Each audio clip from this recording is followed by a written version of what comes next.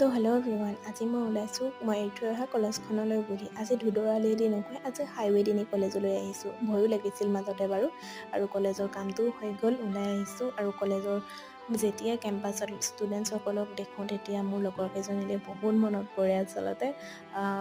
কলেজত আড্ডা দিয়া, মানে গছৰ তলত আড্ডা দিয়া, চানা খোৱা, চেলফি উঠা, সেইবোৰ খুব মনত পৰে। ক্লাছ নাথাকিলে বাহিৰত যেতিয়া ঘূৰি ফুৰোঁ সেইবোৰ দিন বৰ মনত পৰে দেই। আৰু কলেজৰ কামটো হৈ গ'ল। এয়া দেখিছেনে কিহৰ কামত গৈছিলোঁ? কিতাপ আনিব গৈছিলোঁ। আচলতে কিতাপ পঢ়ি মই বহুত বেয়া পাওঁ, আৰু মই এটা কামেই কৰি ভাল পাওঁ, মই ফুল ৰুই বহুত ভাল পাওঁ, ফুল ফুলাই ভাল পাওঁ।